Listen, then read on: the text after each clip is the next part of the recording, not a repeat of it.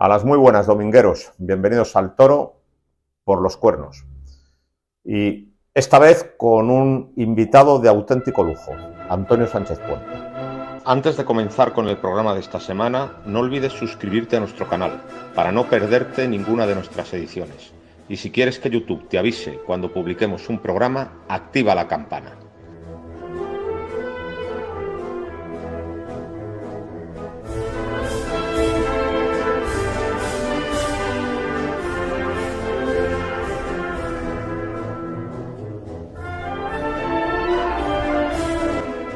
A las muy buenas, domingueros. Bienvenidos al Toro por los Cuernos. Pues esta vez tenemos a un invitado de auténtico lujo, el matador de toros Antonio Sánchez Puerto. Buenos días. Buenos días, Domingo. ¿Tú te das cuenta que eres un torero de culto? ¿Que has toreado muy poco, pero que has dejado un recuerdo enorme? Pues yo sé que ser torero de culto, por lo que yo entiendo que se les ha llamado torero de culto, han sido toreros que han toreado muy bien y que posiblemente algo tienen que ver porque en algo quizás me haya fijado de ellos. Pero me cuesta trabajo el que yo pueda tener ese lugar cuando tengo tanto respeto y tanta admiración por esos grandiosos fenómenos del toreo. Pues mira, yo creo que hay un escalafón comercial, por así decir, que está dominado por quienes más torean, pero luego, al margen de ese escalafón comercial, hay un escalafón más íntimo, que es el que está en el corazón de los aficionados, en el escalafón de los toreros que torean bien, y en ese tú has ocupado un lugar muy importante en los años 80. La verdad es que me ha interesado más el arte de torear que el marcarme una meta.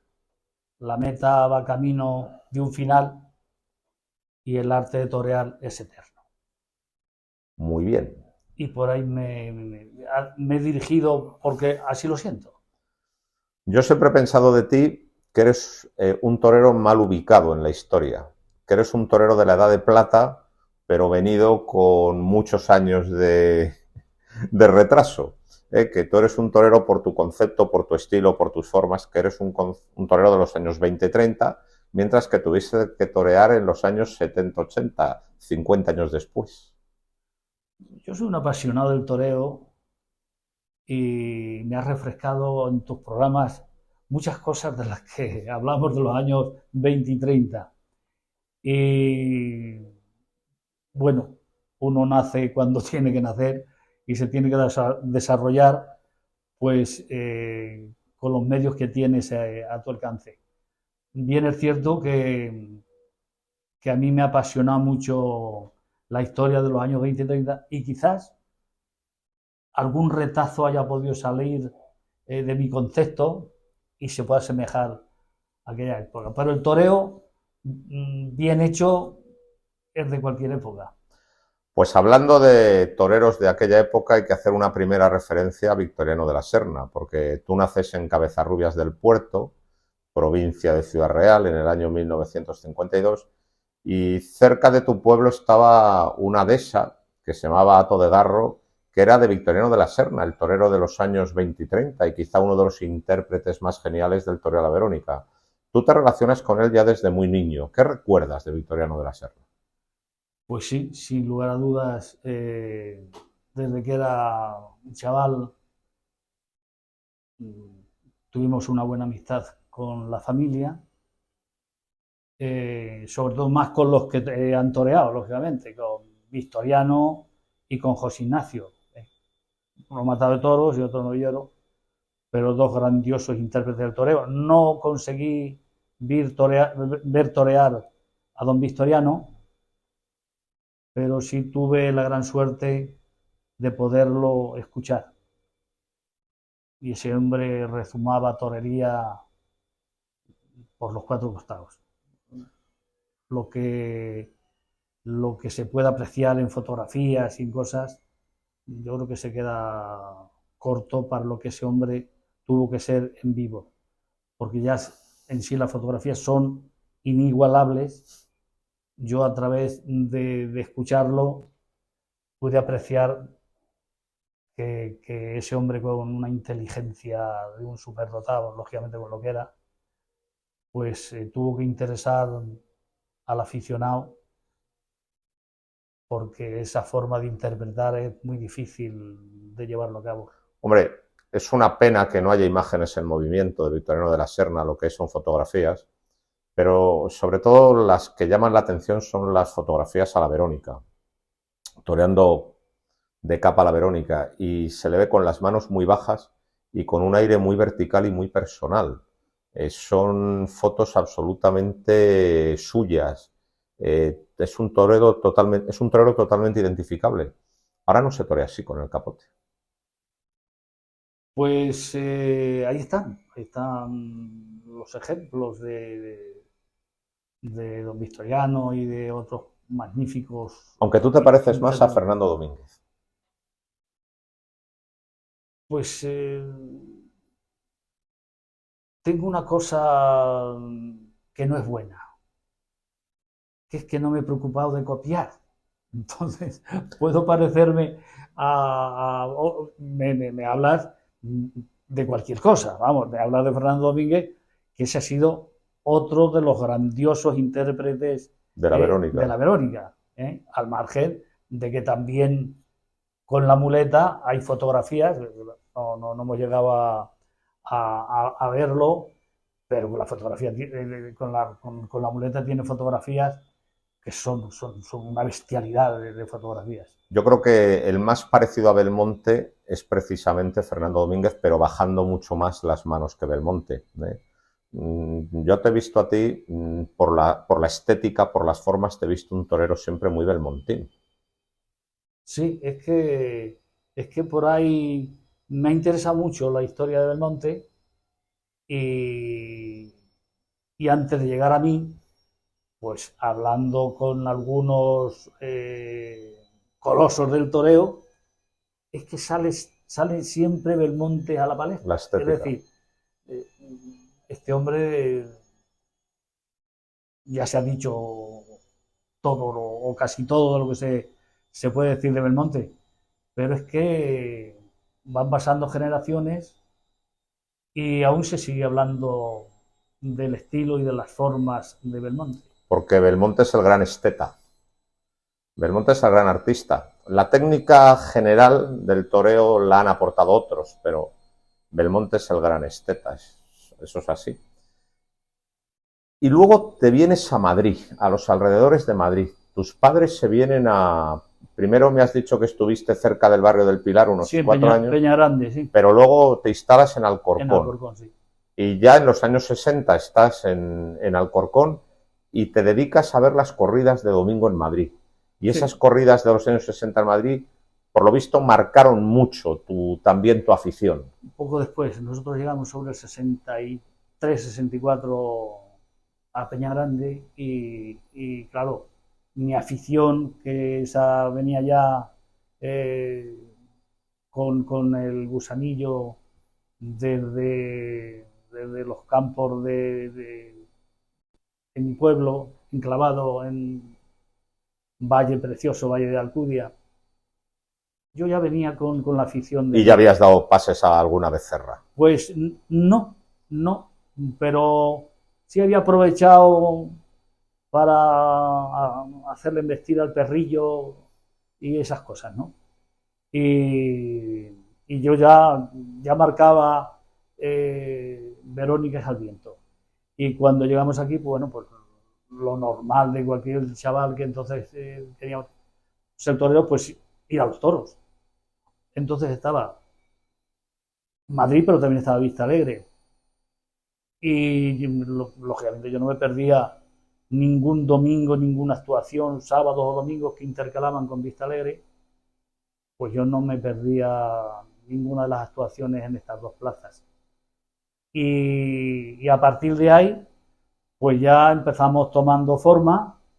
Mi hermano Víctor es el primero que que se viste de luces y yo mi primer traje de luces lo hago en el pueblo Domingo Ortega, en Borox, de sobresaliente. De sobresaliente, toreaba Fernando Cacho, Fernandete, que aún conseguimos manteniendo la amistad, y mi hermano Víctor, con una señora novillada, que como yo me he hecho un poco ahí,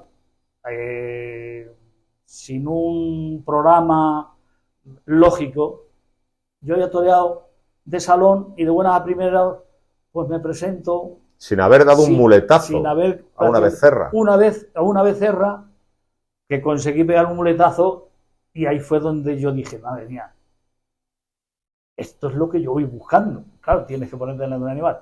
Pero solamente ese día. Y salí a hacer un quite. Y me encontré con la realidad. Que aquello no era toreal de salón. Allí venía una bestia que entonces echaba una hollada muy fuerte y que había que tener unos conocimientos que yo carecía entonces. Pero en vez de aquello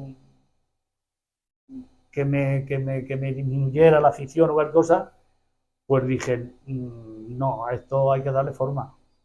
Y ya pues empecé a bajar a Salamanca, luego bajaba a Andalucía, en fin, de aficionado, porque así se ha ido trazando mi carrera de torero.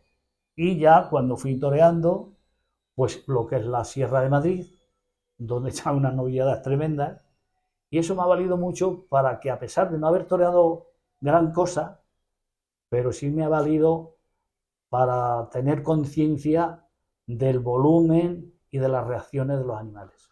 Tuviste una carrera novilleril muy larga. ¿Cómo era entonces? Prácticamente abarca todos los años 70. Pues sí. Toreas de sobresaliente en el año 70, debutas con caballos en el 72 y estás de novillero hasta el 78. Una carrera muy larga, donde combinas novilladas con picadores con novilladas sin picadores, que era una práctica muy habitual que hacían todos en ese momento. Y una carrera que tiene muy poco que ver con lo que ahora se estila, pero yo creo que tenía de bueno que este cocerse a fuego lento te cuajaba como torero. Sin lugar a dudas. Y además, alguna vez lo he comentado, que entonces era una cosa normal. Pero a las nuevas generaciones, cuando le digo que había toreado con caballos y después sin caballos había toreado en Madrid, se sorprenden un poco. Bueno, no, porque la empresa de Madrid lo que quería asegurarse es de las novedades de Madrid, que siempre han sido serias, sean sin caballos, con caballo corría toros, de que se diera un espectáculo más o menos que el espectador no sufriera algo que veas la impotencia del chaval que no es capaz de matar el novillo. Y intercalábamos novilladas picadas sin caballo, porque era como se hacían, y casi eran un poco los coletazos, que ya luego aquello desapareció, pero los coletazos de que yo he leído que muchos que fueron figuras del toreo, primero empezaron siendo banderilleros de la cuadrilla de otros grandes matadores de toros. Sí, esa era la forma de hacerse toreros en el 19. Era una forma también de cuajarse en aquellos años. Y luego además se ganaba dinero. Es decir, con las novilladas sin picadores te daban un dinerito que te permitía vivir, cosa que ahora es impensable. Totalmente, totalmente. Es más, entonces existía el comentario y bajaban las comisiones de los pueblos a lo que era la calle La Victoria, al centro de Madrid. A Viñapé, por la Plaza de Santana también. Donde se cocía un poco la contratación, no solamente de novilladas sin caballos, sino corrida de toros, novilladas, picadas, etcétera, etcétera. Y ahí se comentaba, oye, pues había un chaval que en tal sitio, oye, lo he visto torear y tal. Y como lo hacían las comisiones, y la verdad es que sin grandes cosas que tú pudieras depender de tu carrera, pero yo me compraba mis capotes, podía coger el transporte para ir a entrenar, etcétera, etcétera. O sea, que si toreabas, y además se toreaban pues fácilmente 20 o 25 novilladas sin caballos, pues a poco que tú tuvieras un poco de condición, porque los propios ayuntamientos eran los que se interesaban por contratarte. Y vamos a hacer una referencia a Vistalegre, porque la mítica plaza de Vistalegre de aquellos años que lanzó a tantos toreros. ¿Qué recuerdos tienes tú de Vistalegre? Donde llegaste a matar una novillada en solitario de 6 novillos para despedirte de novillero. Y tomaste la alternativa en esa plaza. ¿Qué recuerdos tienes de Vistalegre? Gratísimos recuerdos de la chata carabanchelera. Gratísimos. Porque, como te he comentado, empecé viendo toros también allí, y luego el llegar a poder torear una plaza tan coqueta, pero llamémosla torera también, ¿no? Para mí fue, vamos, y guardo un gratísimo recuerdo, porque me despedí de novillero anunciándome con 6 novillos, luego maté el sobrero, y al muy poquito tiempo, esto fue las novilladas el día 5 de marzo, se suspendió una semana antes, y se aplazó. Y el 21 de mayo de ese mismo año, 78, tomé la alternativa. Por tanto, para mí guardo un gratísimo recuerdo de aquella plaza. Yo la primera vez que te vi fue en Madrid. Te habías presentado con caballos en Madrid en el 76 y yo la primera vez que te veo es en el 77. Una novillada del Conde de la Maza, una novillada muy agradable, pero que salió muy dura. Pero la verdad es que prácticamente no recuerdo nada de aquellas tardes, solo recuerdo la cornada de tu hermano Víctor. Un novillo muy cornicorto, era así, pero que le tropieza y salió un caño de sangre del muslo de tu hermano. Es el recuerdo que tengo de aquel día. Sí, como he comentado, mi hermano se hizo banderillero y no solamente toreó conmigo, toreó un número de corridas con otros toreros. Y esa tarde, pues lógicamente toreaban conmigo José Ignacio de la Serna y mi hermano Víctor de Lidiadores. Y el primer novillo, después de torearlo yo con el capote, un novillo con mucho nervio, arisco, con poca obediencia, y cuando salió a hacerse presente con él, pues no sé si fue la primera embestida, lo arrolló con la mala suerte de tropezarlo y darle una tremenda cornada, cosa que lógicamente cualquier lesión te condiciona un poco a lo largo de la lidia. Pero siendo mi hermano y viendo la gravedad de cómo se produjo aquello, pues la verdad es que me nubló un poquito la ilusión esa tarde. Pero ese año toreaste 3 veces más en Madrid. Sí, sí, bueno, es que mis actuaciones, aunque solamente me dejaran algunos retazos, siempre tenían... Dejabas el sello de siempre torero calaban bueno. en la afición de Madrid. Y bueno, la verdad es que yo torear en Madrid, te soy sincero, Ha sido tu plaza. toreaba, pero es que toreaba sin presión, porque yo sabía que si un animal se dejaba, coincidía la afición, o yo coincidía con la afición de Madrid, con mi forma de interpretar. Y bueno, toreé otras 3 tardes más y no cuajé ninguna. Hubo retazos, hubo cosas, pero ninguna de triunfo.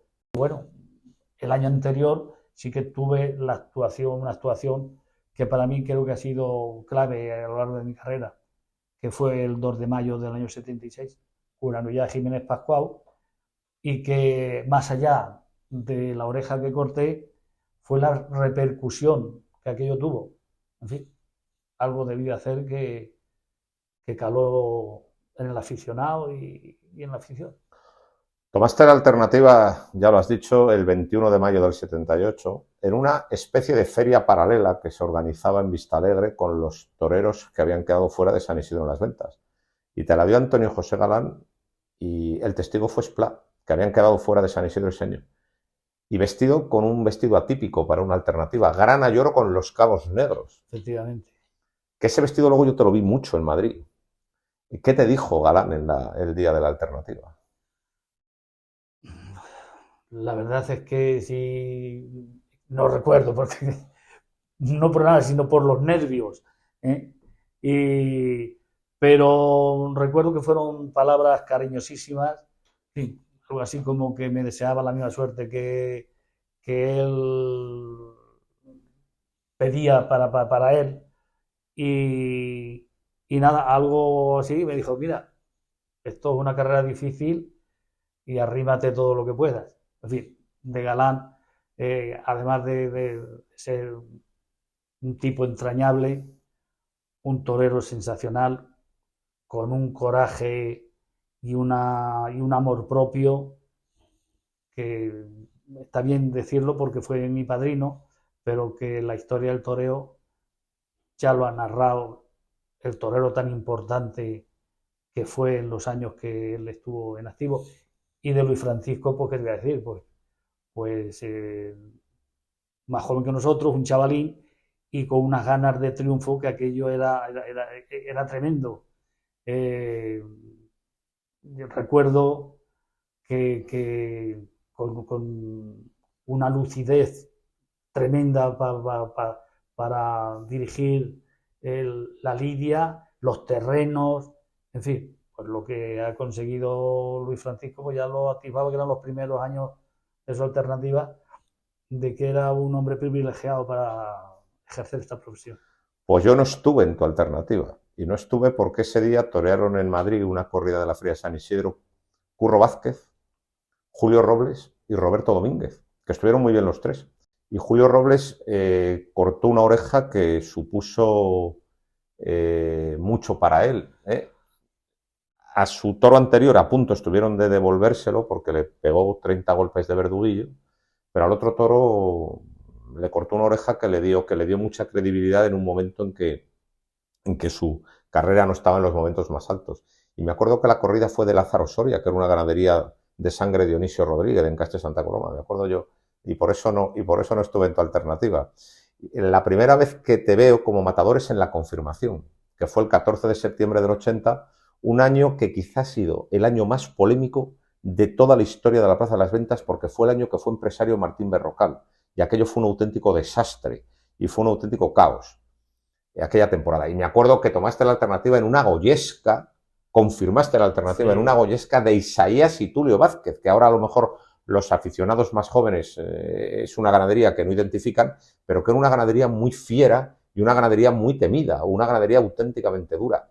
Y me acuerdo yo de esa tarde, porque es la primera vez que te vi de matador, y me acuerdo que sin dar una tarde extraordinaria, pero dejaste cosas muy buenas que te dio mucha credibilidad.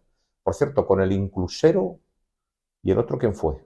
Y Calatraveño. Y Calatraveño. Mi paisano Calatraveño. Sí. Que toreaba muy bien con la izquierda, Calatraveño, por cierto. Sí. Y un torero de un valor a prueba de bombas, vamos. Sí. Y buen torero, porque cuando los toros le embestían... Hombre, salió 3 veces por la Puerta Grande de Madrid. Y el Crucero, bueno, pues un torero de un corte clásico extraordinario, que también hubo momentos que consiguió estar en los primeros puestos del Jalafón. La maldición del Inclusero es que mataba muy mal, pero tenía mucha clase, toreaba muy bien. Coincido contigo, y con la espada no era regular. Y fíjate, una de las faenas importantes del Inclusero fue en Valdemorillo. Toreando contigo. Toreamos. Una de Amelia Pérez Tabernero. Posiblemente. Y tú eres un toro realmente cumbre. Y a la hora de entrar a matar, pues el hombre no acertó. Y bueno, pues también fue una tarde muy significativa, lógicamente mi confirmación, pues con toda la ilusión del mundo, y yo ya le tenía el pulso tomado a Madrid, que no me pesaba la Plaza de Toros de Madrid, nunca me ha pesado, ¿eh?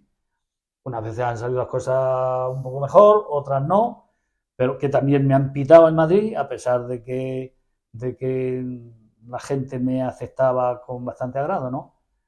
Y cuando las cosas no salen, pues yo tampoco era un hombre muy pesado, tiraba por la calle en medio. Y la afición de Madrid es así, ¿no? Y recuerdo que tuvo mucha expectación, porque en ese marco de corrida boyesca, pues no sé, era una cosa eh, bonita, ¿no? Y bonita hasta que terminé el pasillo, Y empezaron a salir los que tulios. empezaron a hacer los túneles. Y fíjate, se dejó la corrida, se dejó la corrida. Yo recuerdo que el primer toro mío, eh, una cosa, pues fíjate lo que son las cosas. No tuvo mala condición, sin humillar el toro, pero una banderilla se le clavó en el hoyo del puyazo y se metió medio palo y dejó al toro prácticamente sin vida. Pero me dejó pegar algunos muletazos que, bueno, que tuvieron su eco. Y el segundo toro, un toro paletón, no pesó mucho la corrida, pero joder, qué trapío, ¿eh? Y qué seriedad, ¿no? Que tampoco no hacen falta los 600 kilos, ¿no? Y con aquel toro pues también me fajé y conseguí ciertas cosas. No hubo triunfo, pero sí que hubo cosas como para que la gente, la afición y la empresa de Madrid respetara un poco aquello. La empresa de Madrid al año siguiente, que era Berrocal, ya no siguió, pero dejé un poco el eco de esa actuación. Al año siguiente, que fue 1981, entró como empresario Manuel. 91. 81. 81. 1981. 81. Al año siguiente, en 81, entra como empresario Manolo Chopera. Y Manolo Chopera va a suponer un auténtico revulsivo en la Plaza de Madrid. Va a hacer de la Feria de San Isidro el acontecimiento taurino del año y, desde luego, un negocio muy rentable. Coge la plaza con 3.000 abonados y la pone con 18.000 y pico. Una auténtica pasada. Y, desde luego, fue un gran empresario para Madrid. Esa es mi idea. Pero ahora no recuerdo cuál fue la siguiente corrida que toreaste después de la confirmación, ya con Chopera. ¿Cuál es la primera que toreas con Chopera? Pues se me aglomeran ahí un poco las fechas, pero, pero pudo ser un 9 de agosto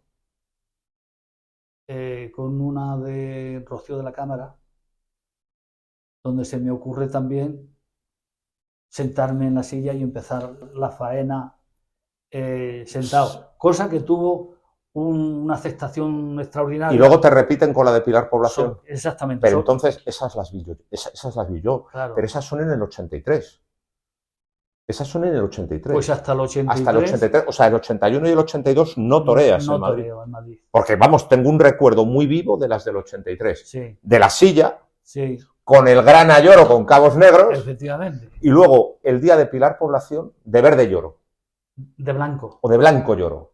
Sí. Que, sobre todo, tengo el recuerdo de torear con el capote un toro con las manos muy bajas. Y quedas también, que eso te da la oportunidad de sustituir a Manzanares en la Feria de Otoño. Efectivamente. Pues la corrida de Pilar Población era una corrida muy bien hecha y yo venía, bueno, llega un momento que los hombres cuajan y yo estaba en aquel momento en pleno celo y recuerdo que los toros llegaron rematando a los burladeros y remataban abajo. Y hice pocas probaturas sí, sí. Con el capote y toreé los dos toros, para mi gusto, quizás de las mejores veces que yo haya toreado en Madrid con el capote, porque los toros me lo permitieron, pero fueron los dos toros. Al primero le corto la oreja y el segundo, que lo tenía hilvanado con el capote, eso es importante luego para cuando coges la muleta, ir ya con la idea hecha de que tienes al toro metido en tus mandos. A la salida de uno de los puyazos, perdió las manos. Y ahí fue un poco intransigente la gente y empezaron a protestar y me echaron el toro para atrás. Esa era una tarde que estaba enfilada para haber sido una de las tardes importantes para mí. Salió un sobrero, grandón, cornalón, que aquello no tuvo ninguna opción, pero sobre todo, hombre, al primer toro le había cortado la oreja. No solamente había sido con el capote, sino que alguna cosa la había hecho. Es más, las fotografías a veces, pues, con el tiempo, en uno de los remates, rematé con un trincherazo con las dos rodillas en tierra. Toro. Porque está la fotografía, porque así ni me acordaba, ¿no? Es decir, que aquella tarde no se ve, pero salía a triunfar a nadie. Y luego ya la puerta grande es el día de la Paloma del 86. Bueno, en realidad hay una puerta grande anterior en un festival cuando fuiste novillero, mientras eras novillero. Hay una puerta grande en un festival de novillero, pero la puerta grande de Matador de Toros es el día 15 de agosto de 1986 con una corrida de Domínguez Camacho, que era una ganadería de Encaste Murubes, si mal no recuerdo, y tampoco te embistió ningún toro. Pues hubo un toro que se dejó un poco más que otro, y que pasan cosas. Y el primer toro mío, me enteré después que no pasaba los corrales y hubo que enmaromarlo y meterlo como pudieron para enchicararlo. Y la verdad es que acusó mucho el toro, lógicamente, la paliza se había pegado y sus condiciones que no eran las más óptimas para torear. Muy frenado el toro. Muy frenado. Pero como yo creo que apretaba la necesidad, salí desde el primer momento a decir, aquí hoy tiene que pasar algo. Y conseguí estar muy firme con el toro, matarlo de medias tocadas. Bueno, hay que dar la primera oreja. Y el otro toro ya toreó de otra manera. Ya el toro tiene otra condición. Lo hemos hablado muchas veces, pero como humillan hoy los toros y la regularidad que tienen embistiendo, sí, entonces embestí algunos, pero con menos frecuencia, ¿no? Pero ese toro tuvo nobleza. Y ahí yo me sentí, me encontré bien con el toro. Y también consigo matarlo y cortarle otra oreja.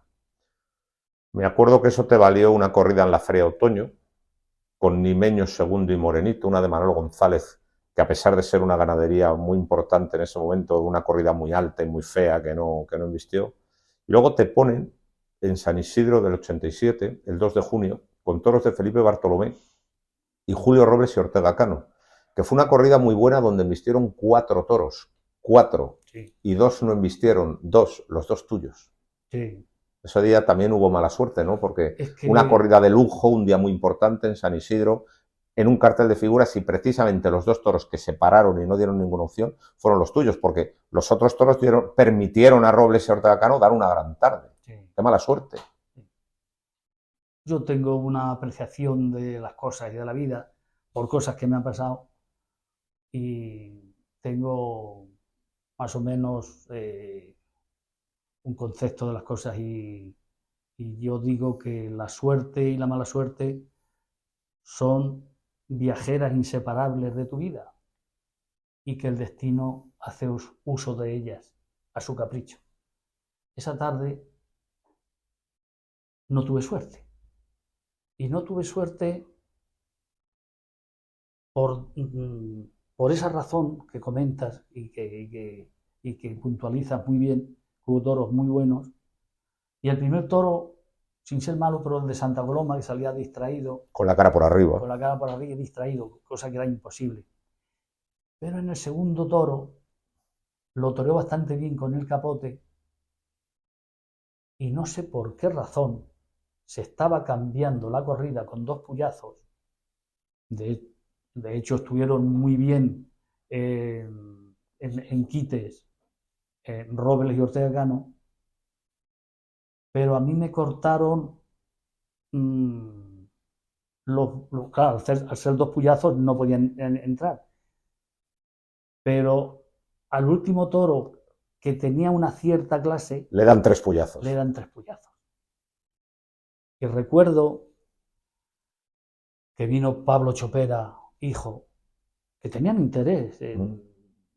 Yo es una familia a la que tengo que agradecerle mucho porque me pusieron en el momento que hubo algunas actuaciones mías que yo saqué un poquito de la cabeza. Y me dice, Antonio, no tiene mala condición el toro. Y le dije, pero la fuerza y los muletazos ha acabado con ellos el presidente.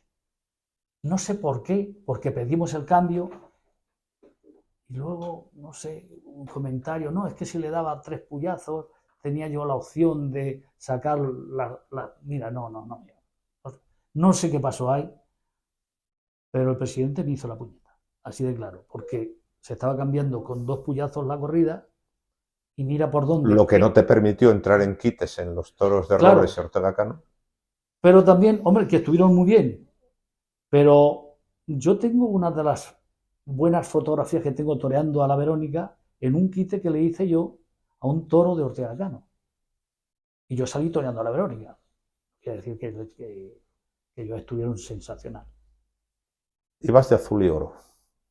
El mismo vestido de la Puerta Grande. Sí, me lo puse quizás porque no había para más o porque tenía confianza que con el azul y oro podía conseguir otro triunfo. Y hay que remitirse a tu tarde. O sea, aquí todo el mundo tiene una tarde que destaca sobre las demás y sobre todo de la que todo el mundo se acuerda. Y tu tarde es la del 5 de junio de 1989.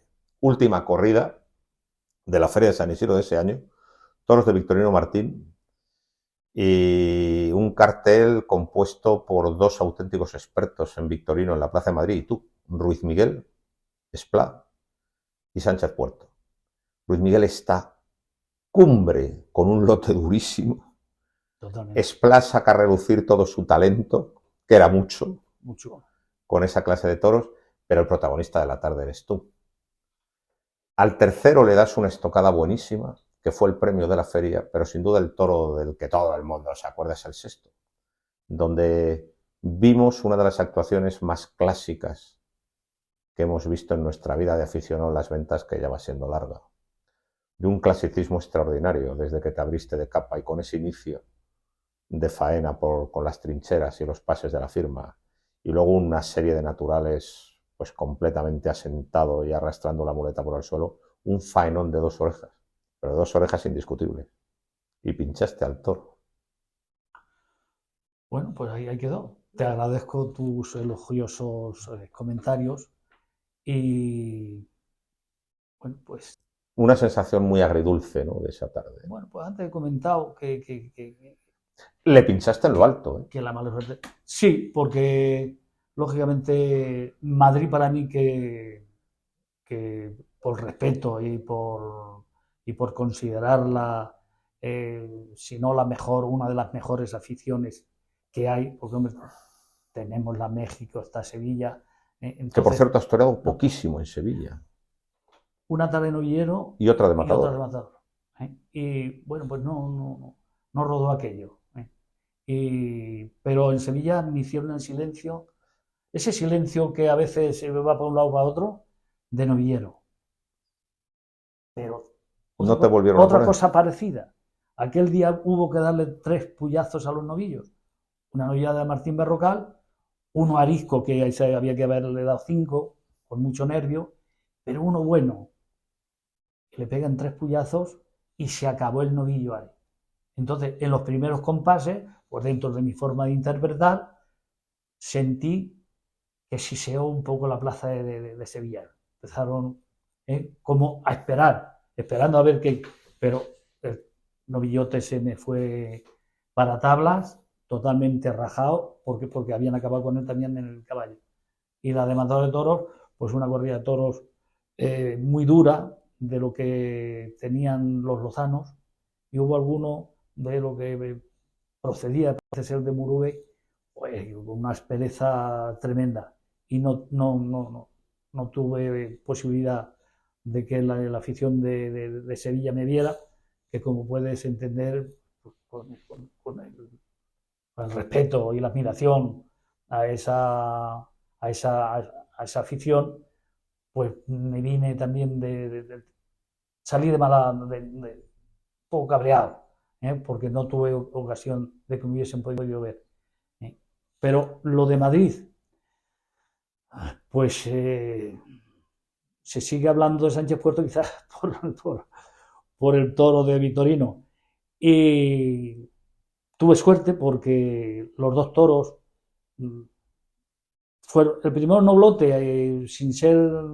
Y el sexto un gran toro. Pero el sexto, un poco muy suavote, ¿eh? De hecho, cuando le apretaba un poco, me punteaba, y no es, claro, mi afán era de torearlo muy despacio, porque el toro, en algunos muletazos, es que embestía al relentí, y eso es una gozada. Tener Madrid y ver cómo aquello cruje, ¿eh? Y algunas veces me quedaba para poderlo ligar, pero ahí el toro no se encontraba cómodo. Y me derrotó algunas veces que rompía un poco el hilo, pero otras veces yo le di sitio. Una de las cosas que yo creo que siempre estuve metido en lo que los toros me pedían, y ese toro me pedía distancia, le di su distancia, aunque enfriara un poco aquello, pero yo sabía que el toro tenía que tomar el aire. Y en alguna ocasión que el animal me ofreció 3 o 4 embestidas, pues la verdad es que lo disfruté como no te puedes imaginar, porque en los pases de pecho, lógicamente, se te da la vista a la gente, en esa plaza, de pie, y así, joder, es que eso Hombre, no te cambias por nada ni por nadie. Yo creo que era una faena cantada de 2 orejas. Yo creo que sí. Yo creo que sí. Porque hubo muletazos que duraron una eternidad, y fue, hombre, y un toro de Vitorino. Estamos hablando que, bueno, más o menos, pero no estamos hablando de un toro de Vitorino. A mí me parece un toro importante. Muchísimo. De gran clase. Sin lugar a dudas. Pero claro, cuando hay tanta clase es muy difícil estar a su altura, ¿eh? Y le cuajaste totalmente. Sí. Esa es mi impresión, le cuajaste totalmente. Sí. Sobre todo hubo algunas fases que yo sentí, lo que es el placer de torear. Mira que es difícil, toreando, decir que sientes placer. Bueno, pues no sé si placer o emoción, pero yo me emocioné con las embestidas de aquel animal. Me has dicho que el Grosella Lloro de aquella tarde no lo tienes. ¿Quién lo tiene? Pues no sé si se lo regalaría a mi sobrino o cosas así, porque el de la confirmación fue con el que empezó mi sobrino a torear. Ah, bueno, pues ya que ha salido por lo menos, ya que ha salido el tema de Víctor Puerto, ¿qué nos puedes decir de Víctor Puerto, de tu sobrino? Pues fíjate que lo vemos en imágenes en la salida por la puerta grande mía. Y lo vemos gordete, rechonchete. Pero cómo se enceló en el toreo, que perdió peso, ya me acompañaba por aquellos años a los tentaderos de la zona de Jerez, y lo echaban mano a las becerras, y yo veía que no le cambiaba el color de la cara, y además se enrabietaba. Lo veía yo y lo veía su padre, claro. Y se empezó la apuesta para él respondía, y la verdad es que hizo una campaña de novillero extraordinaria, pero no sin antes decir que se tenía que hacer muchas veces 2 taleguillas para un solo traje. Es decir, salía a triunfar, pero ¿de qué manera? A triunfar o lo que hiciera falta. Es decir, que desde el primer momento Víctor ha tenido unas condiciones extraordinarias. Cuando ya de matar de toros se ha pulido, pues podemos decir que ha sido un toro que ha toreado magníficamente bien con el capote, con la muleta, un extraordinario muletero, y ha matado a los toros como lo pueda matar el mejor, es decir, un grandioso torero. Hombre, y con 2 puertas grandes en Madrid en una feria de San Isidro. Hombre, y lógicamente que yo puedo decir, pero es que nos ha hecho disfrutar al entorno, lógicamente, y a toda la afición de Madrid, nos ha hecho Pues disfrutar yo con momentos extraordinarios. el mejor toro que le vi fue en Bilbao, un Atanasio que se llamó Madrilita. En una tarde que toreó Ponce, con... No fue con Ponce, fue con Vicente Barrera y con Javier Vázquez. ajá, Un toro de Atanasio extraordinario al que pinchó, pero yo creo que es el toro que mejor ha cuajado. O esa es la idea que tengo. Pregúntale por ese toro, por pues el sí, Atanasio de Bilbao, le pregunté. porque estuvo extraordinario, una tarde sensacional. Y vamos a volver a ti. Esto que hemos hablado, tu tarde recordada es la del 89, que es el último año de Chopera. Y el año 90 vienen los Lozano. Y los Lozano, en esos primeros años, 90, 91, 92, te dan buen sitio. Por ejemplo, de estar anunciado 2 veces en San Isidro. Sí, ¿Cómo recuerdas aquellos años? 90, 91, 92. sí. Pues, hombre, el trato bueno, los conocemos de toda la vida, de Vista Alegre. Nadie va a poner en duda su profesionalidad ni los conocimientos que han tenido del toro y el toreo. Pero abren la temporada La de Murteira Grave. con la de Murteira Grave. El día del cornalón de Lucio Sandín. Es que cuidado. Bueno, pues cada tarde en Madrid es una apuesta a que puedas ganar o que puedas perder, porque Madrid es eso lo que tiene. Pues imagínate yo que estaba en el burladero al lado de Lucio Sandín, mi primer toro con aspereza y sin dejarse torear, pero bueno, no pasó nada, ni para bien ni para mal. Pero lo de Lucio Sandín fue tremendo. Y ese toro, hombre, el primero que llegó a quitarle el toro fui yo. Y al principio no me di cuenta, porque el toro embestía con mucho ímpetu y tal. Pero cuando cojo la muleta y ya me fijo bien, tenía hasta la cepa manchada de sangre. No sé si esto lo podemos decir. Sí, claro, cómo no. Pero el toreo tiene sus cosas, que es muy bonito, lo que he hablado del toro de Vitorino, donde yo me emocioné, porque el toreo tiene esas cosas, pero tiene también la dureza de ver un compañero que no sabía yo lo que podía estar pasando adentro, porque el cornalón fue tremendo, y veo el pitón manchado hasta la cepa. Eso para poder sobrepasar. Bueno, son cosas que los toreros, evidentemente, estamos preparados para eso y para más. Y eso es así. Y me acuerdo que ese año te dieron 2 en San Isidro, una de Galache y la de Mari Carmen Camacho. Pues fíjate, la de Malache iba, la de Paco Galache iba muy bien tirada la jugada. Porque lo de Paco Galache es de las corridas señeras del momento, ¿no? Y puedo contar un poco esto porque es así. Voy a los toros el día anterior y a la salida me encuentro con el que iba a presidir la corrida, que era el señor Espadas. Y me dice, ¿qué tal? ¿Preparado para mañana? Digo, pues sí, vamos a ver si tal. Y ya me dice, lo que pasa es que eso carece de fuerza, ¿verdad? Mal presagio. Sí, pero dispuesto. Bueno, esa tarde salieron 11 toros. Yo no maté ninguno. De Galache. De Galache. Pero sí recuerdo parar el primer toro mío, un toro muy bien hecho, con astifino, con punta. Nadie lo protestó, lógicamente, era una corrida de toros muy bien presentada. Pero a la más mínima que perdió un poco, pañuelo verde. Es decir, una tarde que sobre el papel pintaba bien, una corrida de toros buena, y yo creo que el señor presidente se encargó de lo demás. Y luego recuerdo en esos años también una corrida descomunal de Diego Garrido. Descomunal. En el año 91, un domingo de junio. Descomunal la corrida de toros. Descomunal. Una corrida enorme. No tienes tu recuerdo de esa corrida. Yo maté una corrida que maté un toro de Diego Garrido, que estaba de sobrero, ya a punto de cumplir los 6 años, que fue la confirmación de Chiquilín con Tomás Rafael González Chiquilín, de Córdoba. Y José Antonio Campuzano. Sí.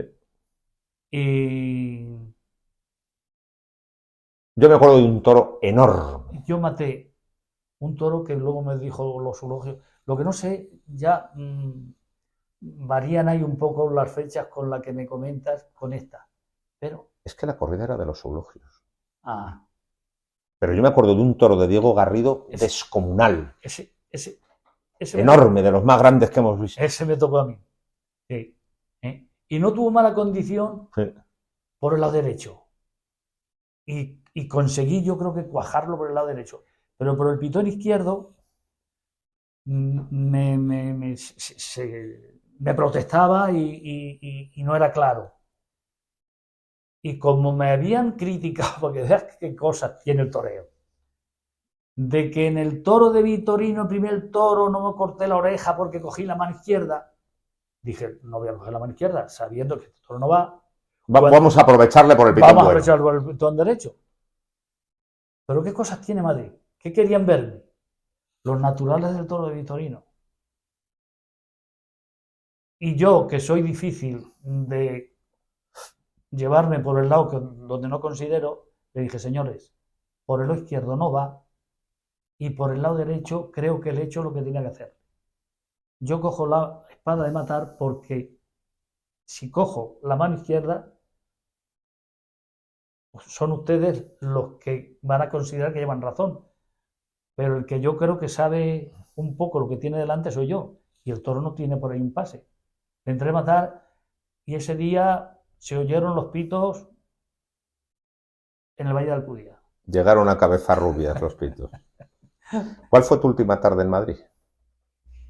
2 de mayo del 95. Una concurso, muy mala. Una concurso muy mala. Es verdad. Sí. Es verdad.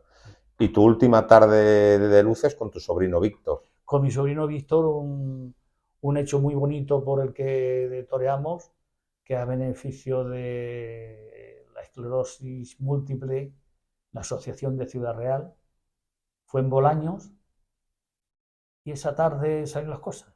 Bueno, pero en el campo sigues toreando. Mi sobrino y yo, por la puerta grande de Bolaños, que más allá que sea Bolaños, es que también estaba Castilla-La Mancha, que lo pudo ver muchísima gente, y aún hay por ahí algunas secuencias que de vez en cuando vemos.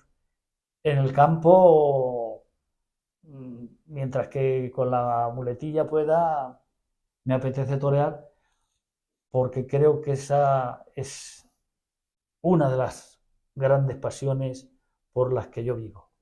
En el campo sigues toreando y sigues dando lecciones de clasicismo, porque cada vez que toreas una becerra bien, inmediatamente todo el mundo te manda las imágenes. Es decir, que eso también es una cosa muy curiosa. Hay ciertos toreros que una vez retirados, pues digamos que, bueno, pues ya están vistos, ahora ya que se dediquen a ser ciudadanos normales, personas civiles. La mayoría de los toreros. Pero hay otros toreros que, sin embargo, incluso cuando hacen un tentadero, existe cierta expectación por ver lo que hacen. Y hay un interés por las imágenes. Por ejemplo, uno que tiene esa cualidad es Paco Ojeda. Un torero muy distinto a ti, pero un auténtico genio del toreo, y que cada vez que Paco Ojeda arma un lío de esos de los suyos a una becerra, que la becerra prácticamente la domestica, pues inmediatamente aparecen las imágenes. Mira lo que ha hecho Paco Ojeda, y es una cosa inverosímil, ¿no? Que se pasa a la becerra por todas partes. Bueno, pues a ti te pasa igual. En cuanto toreas una becerra, siempre hay alguien que te dice, mira esto. Y bueno, pues nos deslumbras con tu clasicismo y con tu concepto del toreo. Pues para mí es un placer y un orgullo que aún, aunque sea con una becerrita, la gente tome interés por lo que hago. Pues muy bien. Entonces, estás en paz contigo mismo. Pues no del todo, No del todo. pero a lo que se refiere la parte que la tiene espiritual del toreo, sí, porque creo que he conseguido, pues creo que alimentar una de las cosas con las que creo que nací, que es con querer ser torero y lo he conseguido en la medida que he podido. Tú sabes que hay un comentario muy repetido en el mundillo de los toros, que es aquel que dice que el toro pone a cada uno en su sitio. Y yo siempre digo, hay excepciones. Y la excepción más grande es Sánchez Puerto. Sánchez Puerto fue un torero con un concepto del toro extraordinario, de los que mejor han toreado, y yo, desde mi punto de vista de aficionado de tendido, Sánchez Puerto tenía que haber toreado mucho más de lo que toreó y tenía que haber tenido mucha mejor consideración por parte de las empresas. Lo bueno es que pasados los años, tus partidarios tenemos la satisfacción de decir que ahora es cuando se te está reconociendo, y a mí me gusta mucho que se te reconozca. Pues para mí es un honor que se me reconozca y que personas con tus conocimientos lo puedan decir. ¿Quieres decir algo más a los aficionados que nos están escuchando? Pues que sigan viendo al toro por los cuernos, que en este programa se aprende de toros y de toreo. Pues ha sido un honor tenerte en esta casa. Muchas gracias. A ti, Domingo, muchísimas gracias.